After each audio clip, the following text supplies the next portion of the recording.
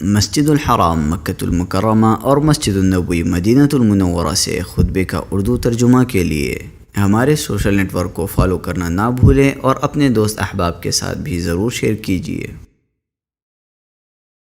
خطبہ جمعہ مسجد نبوی شریف بتاریخ 15 شوال 1444 ہجری بمطابق 5 مئی 2023 بعنوان سگریٹ نوشی، منشیات فروشی اور ان کے برے نتائج۔ خطیب فضیلت الشیخ عبداللہ بن عبد الرحمن بوعیجان حفظہ اللہ تعالی، ترجمہ بآواز عطاء اللہ بن عبد المجید۔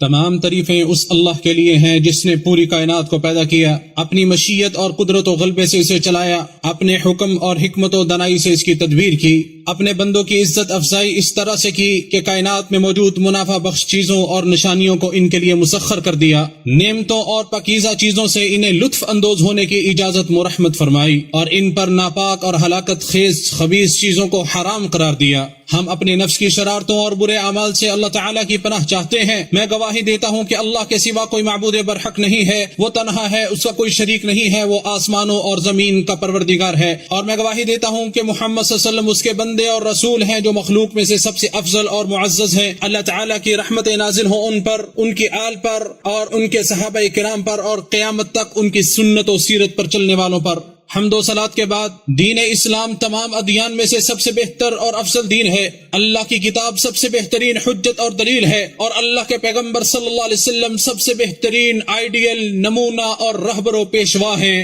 ارشاد باری تعالی ہے، سو لازم ہے کہ وہ لوگ ڈریں جو اس کا حکم ماننے سے پیچھے رہتے ہیں کہ انہیں کوئی فتنہ آ پہنچے یا انہیں دردناک عذاب آ پہنچے۔ اللہ کے بندو، اللہ تعالیٰ کے حکموں کو بجا لانے میں تقوی اختیار کرو، اس کے منع کردہ اور زجر و توبیخ والے کاموں کے ارتکاب سے باز رہو۔ ارشاد باری تعالیٰ ہے، اے لوگو جو ایمان لائے ہو، اللہ سے ڈرو، اور ہر وہ شخص دیکھے کہ اس نے کل کے لیے کیا آگے بھیجا ہے، اور اللہ سے ڈرو، یقیناً اللہ اس سے پوری طرح باخبر ہے جو تم کر رہے ہو۔ اور ان لوگوں کی طرح نہ ہو جاؤ جو اللہ کو بھول گئے تو اس نے انہیں ان کی جانیں بھلوا دی، یہی لوگ نافرمان ہیں۔ اللہ کے بندو، ہمارے دلوں میں خوف و خشیت الہی اس قدر ہونی چاہیے کہ وہ ہمیں اللہ جل وعلا کے ناپسندیدہ کاموں کے ارتکاب سے روکنے کا سبب بن سکے، کیونکہ اللہ سبحانہ و تعالیٰ کا خوف و ڈر عظیم ترین عبادات میں سے ہے۔ مسلمانوں، اللہ تعالیٰ نے انسان کو اپنی اطاعت کے لیے پیدا کیا ہے، اپنی معصیت و نافرمانی کے ارتکاب سے اسے روکا اور منع کیا ہے، اور اس نے دنیا کو امتحان گاہ اور آخرت کو ہمیشہ رہنے سہنے کی جگہ قرار دیا ہے۔ ارشاد باری تعالیٰ ہے، چنانچہ جس نے ذرہ برابر کوئی اچھائی کی ہوگی وہ اسے دیکھ لے گا، اور جس نے ذرہ برابر کوئی برائی کی ہوگی وہ اسے دیکھ لے گا۔ اللہ تعالیٰ کی یہ حکمت ہے کہ اس نے جنت کو ناپسندیدہ امور کی باڑ سے گھیر رکھا ہے، جہنم کو شہوتوں اور فتنوں سے گھیر رکھا ہے، تو جو اس اوٹ کو کراس کر لے گا وہی پسے پردہ چھپی چیز تک پہنچ سکے گا۔ جیسا کہ ارشاد باری تعالیٰ ہے، اور قیامت کے دن تم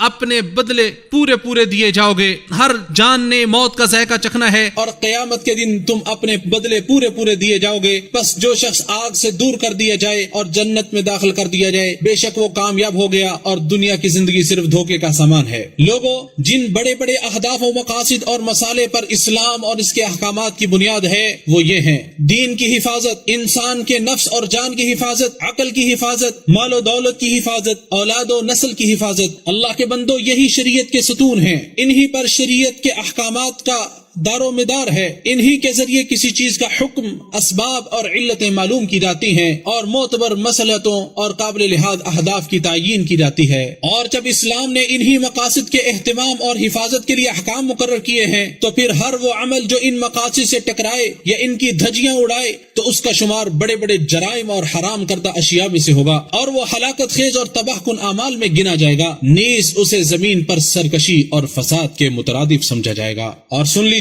اس سے بڑی مصیبت اور آزمائش کیا ہوگی، اس سے بڑی سخت کرب و قلق اور آفت کیا ہوگی، اس سے بڑھ کر پریشانی اور حواس باختگی کیا ہوگی، اور اس سے بڑی سزا و مصیبت کیا ہوگی کہ انسان اپنی ہی جان کا دشمن بن جائے، اپنی ہی صحت و عقل کو خراب کرنے کے درپے ہو جائے، اپنے ہی مال کو ضائع اور برباد کر دے، اپنی عزت و آبرو کو داؤ پر لگا دے، اپنے اہل و عیال، دین اور عمر کو ضائع کر بیٹھے، معمولی سی قیمت پر اپنے نفس کا سودا کر لے، پھر ان کے بدلے میں خبیث و ناپاک اشیاء کی جڑ منشیات کو خرید لے، صحت و تندرستی تندرستی کے بدلے بیماریوں کو گلے لگائے، عافیت کے بدلے کرب و علم کو مول لے، اور فرحت و شادمانی کے بدلے حزن و ملال اور غم و اندوہ کو ترجیح دے کر دنیا و آخرت میں خائب و خاسر اور ناکام و نامراد ٹھہرے۔ ارشاد باری تعالی ہے، یہ وہ لوگ ہیں جنہوں نے ہدایت کے بدلے گمراہی خرید لی، تو نہ ان کی تجارت نے نفع دیا اور نہ وہ ہدایت پانے والے بنے۔ مت روئیں مقتولین پر اور نہ ہی بھوکوں پر، ان لوگوں پر روئے جو منشیات کے باعث ضائع ہو گئے۔ ایسی زندگی سے موت بہتر جو عقل کی حفاظت نہ کر سکے اور جس کی پکار پر کان نہ دھرے جائیں۔ برا ہے وہ شخص جو اپنے ہی جسم کے لیے مہلک چیز خریدتا ہے، اور برے ہیں وہ لوگ جو منشیات فروش ہیں اور انہیں تیار کرتے ہیں۔ اگر منشیات کے شوقین ذرا غور کریں تو ان میں شر و فساد کے سوا کچھ نہیں ہے، جو کہ بری ہی بری ہے اور ساتھ میں تباہی بھی ہے۔ یہ کس قدر بری اور خطرناک ہوس ہے کہ اس کی وجہ سے بڑے قلعے اور فصلیں بری طرح تباہ ہو کر رہ جاتی ہیں۔ کاش تمام قبائل مل کر اسے ختم کرنے کے درپے ہو جائیں۔ کتنے قبیلے اسی کی وجہ سے فنا ہو گئے اور کتنے ہی خوف و دہشت میں مبتلا ہو گئے۔ لوگوں، نشہ آور چیزیں قاتل و مہلک ہتھیار ہیں، تباہ کن دشمن ہیں جو صحت و تندرستی، عقل و شعور اور احساس و ادراک کو برباد کر دیتی ہیں، اور نشہ کرنے والے شخص کو ہلاکت و تباہی کے دہانے پر کھڑا کر دیتی ہیں۔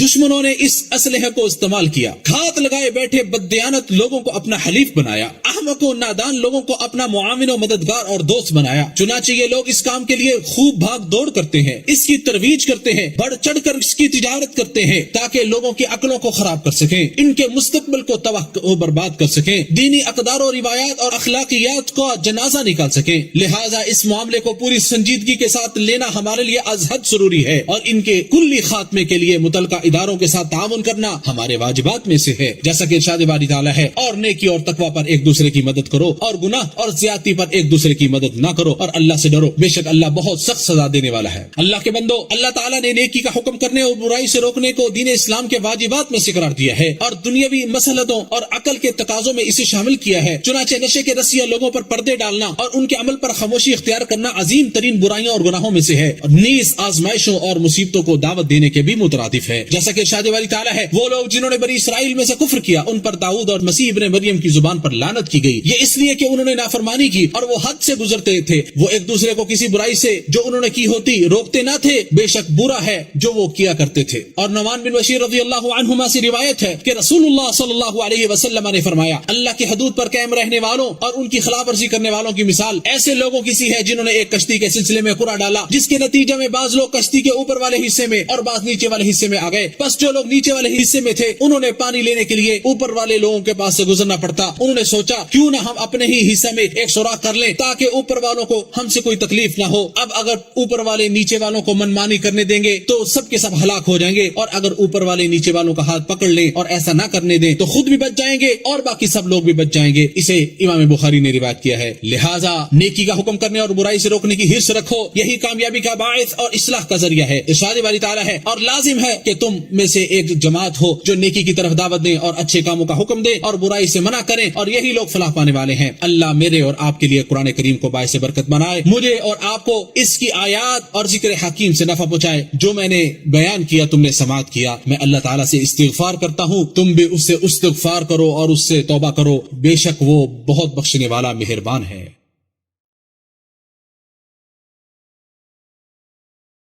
تمام تعریفیں اللہ عز و جل کے لیے ہیں جس نے اپنی طرف رجوع کرنے والوں کے لیے توبہ کا دروازہ کھولا، اپنی طرف پلٹنے والوں کے لیے بہترین ٹھکانہ اور آرام گاہ بنائی، اور اپنی عبادت میں زندگی بسر کرنے والوں کے لیے گھنے سائے بنائے۔ اب جو چاہے اپنے پروردگار کی طرف جانے کا راستہ اختیار کر لے۔ میں اللہ تعالیٰ کی تعظیم و توقیر بجا لاتے ہوئے یہ گواہی دیتا ہوں کہ اس کے سوا کوئی معبود برحق نہیں، وہ تنہا ہے، اس کا کوئی شریک نہیں، اور میں گواہی دیتا ہوں کہ محمد صلی اللہ علیہ وسلم اس کے بندے اور رسول ہیں، وہی بطور رہبر و پیشوا اور مرشد و رہنما کے کافی ہیں۔ بہت زیادہ درود و سلام نازل ہوں ان پر، ان کی آل پر اور ان کے تمام اصحاب پر۔ اللہ کے بندو، منشیات دور حاضر کی ایک بہت بڑی آفت و مصیبت ہے جو عقل کو برباد اور جسموں کو تباہ کر دیتی ہے، دین کی راہ پر چلنے سے روکتی ہے اور ایمان میں کمزوری پیدا کر دیتی ہے۔ بس یہ شیطان کے ناپاک ہتھ کنڈوں میں سے ہے اور رحمان کی بہت ناپسندیدہ ہے۔ ارشاد باری تعالیٰ ہے، لہٰذا ان سے بچو تاکہ تمہیں فلاح حاصل ہو۔ اے منشیات کے خوگر انسان، کیا ابھی وہ وقت نہیں آیا ہے کہ تم اللہ کا خوف کھاؤ؟ کیا ابھی وہ وقت نہیں آیا کہ تم دوسروں سے عبرت پکڑو؟ کیا ابھی وہ وقت نہیں آیا کہ عقل و ہوش کے ناخن لو اور سیدھے کاموں کی طرف لوٹ آؤ؟ کیا ابھی وہ وقت نہیں آیا کہ تم توبہ کر لو؟ کیا اب بھی وہ وقت نہیں آیا کہ تم اپنی ضلالت و گمراہی کو مکمل ترک کر کے اللہ کی طرف پلٹ آؤ؟ ارشاد باری تعالیٰ ہے، کہہ دے اے میرے بندو جنہوں نے اپنی جانوں پر زیادتی کی، اللہ کی رحمت سے نا امید نہ ہو جاؤ، بے شک اللہ سب کے سب گناہ بخش دیتا ہے، بے شک وہی تو بے حد بخشنے والا نہایت رحم کرنے والا ہے، اور اپنے رب کی طرف پلٹ آؤ اور اس کی مطیع و فرما بردار بن جاؤ اس سے پہلے کہ تم پر عذاب آ جائے، پھر تمہاری مدد نہ کی جائے گی، اور سب سے اچھی بات کی پیروی کرو جو تمہارے رب کی جانب سے تمہاری طرف نازل کی گئی ہے، اس سے پہلے کہ تم پر اچانک عذاب آ جائے اور تم سوچتے بھی نہ ہو۔ ایسا نہ ہو کہ کوئی شخص کہے ہائے افسوس اس کوتاہی پر جو میں نے اللہ کی جناب میں کی، اور بے شک میں تو مذاق کرنے والوں میں سے تھا، یا کہے کہ اگر واقعی اللہ مجھے ہدایت دیتا تو میں ضرور پرہیزگاروں میں شامل ہو جاتا، یا کہے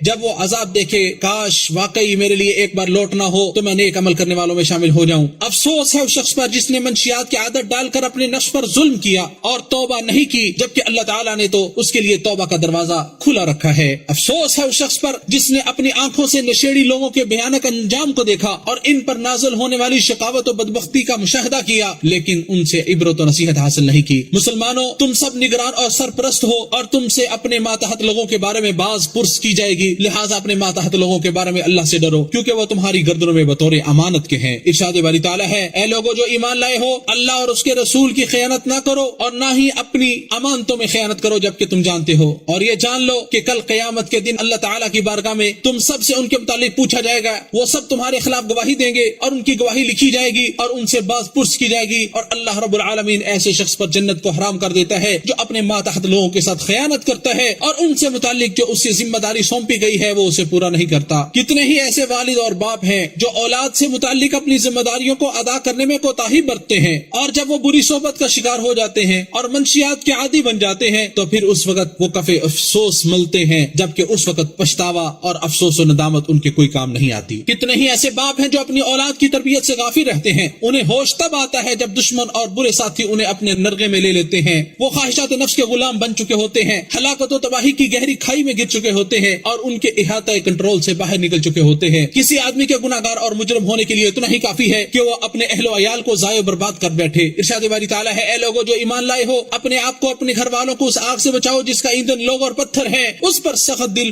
مضبوط فرشتے مقرر ہیں جو اللہ کی نافرمانی نہیں کرتے، جو وہ انہیں حکم دے اور وہ کرتے ہیں جو وہ حکم دیے جاتے ہیں۔ یہ لوگوں، یقیناً مملکت سعودی عرب کا نظام شریعت اسلامیہ کے نفاذ، امن و استحکام کے ستون قائم کرنے، سرحدوں کی حفاظت کرنے، عدل و انصاف کے جھنڈے گاڑنے اور اس کی جڑوں کو مضبوط کرنے پر قائم ہے، اور مملکت سعودی عربیہ اس بات کے لیے کوشاں ہے کہ منشیات اور نشہ آور چیزوں جیسی ہر اس چیز کا خاتمہ کیا جائے جو امن و استحکام کو متزلزل کرے اور جو دین اور اخلاقی روایات و اقدار کو ٹھیس پہنچائے۔ منشیات سے لڑنے والے مخصوص ادارے منشیات سے لڑنے اور انہیں ختم کرنے کے لیے بہت زیادہ محنت اور دوڑ دھوپ کر رہے ہیں۔ اللہ ان کی کاوشوں کو قبول فرمائے اور اس ملک کو اپنی حفظ و امان میں رکھے، خصوصی اس کی نگرانی فرمائے، برے لوگوں کے شر اور فاسق و فاجر لوگوں کے مکر و فریب سے اسے محفوظ رکھے اور اس کے حاکموں اور حکمرانوں کو ہر خیر کی توفیق عطا فرمائے، آمین یا رب العالمین۔ اے جہانوں کے پروردگار، پالنے والے پالنہار، اے اللہ تو اسلام اور مسلمانوں کو غلبہ عطا فرما، اپنے موحد بندوں کی مدد فرما، اس ملک کو اور تمام اسلامی ممالک کو امن و آشتی کا گہوارہ بنا۔ اے اللہ تو ہمیں اپنے وطن میں امن عطا فرما، ہمارے حکمرانوں کی اصلاح فرما۔ اے اللہ ہمارے حاکم خادم حرمین شریفین کو خصوصی توفیق عطا فرما، ان کی تائید و نصرت فرما، ان کو صحت و عافیت عطا فرما۔ اے جہانوں کے پالنہار، اے اللہ ان کو اور ان کے ولی عہد کو اپنے پسندیدہ کاموں کی توفیق عطا فرما۔ اے دعاؤں کو سننے والے، اے اللہ ہماری دعا قبول فرما، بے شک تو سننے والا ہے اور جاننے والا ہے اور ہماری توبہ قبول کرنے والا ہے، بے شک تو ہی توبہ قبول کرنے والا ہے اور مہربان ہے۔ اے اللہ ہم تجھ سے جنت اور جنت کے قریب کر دینے والے اعمال کا سوال کرتے ہیں، اے اللہ ہم جہنم اور جہنم کے قریب کر دینے والے اعمال سے تیری پناہ چاہتے ہیں۔ اے اللہ ہمارے دلوں کو ثابت قدمی عطا فرما، اے دلوں کو پھیرنے والے، اے اللہ اپنی نعمتوں کا شکر ادا کرنے کی توفیق عطا فرما اور نیک اعمال کی توفیق عطا فرما۔ اے اللہ ہماری اولادوں کی اصلاح فرما، اے اللہ ہماری اولادوں کی اصلاح فرما۔ اے اللہ ہم تیری طرف توبہ کرتے ہیں اور بے شک ہم مطیع و فرما بردار ہیں۔ اے اللہ ہماری دعا کو قبول فرما، اے اللہ ہمیں دنیا و آخرت میں خیر و بھلائی عطا فرما اور جہنم کے عذاب سے ہمیں محفوظ فرما۔ اے اللہ نبی کریم صلی اللہ علیہ وسلم پر درود و سلام نازل فرما، ان کی آل پر اور تمام کے تمام صحابہ کرام پر۔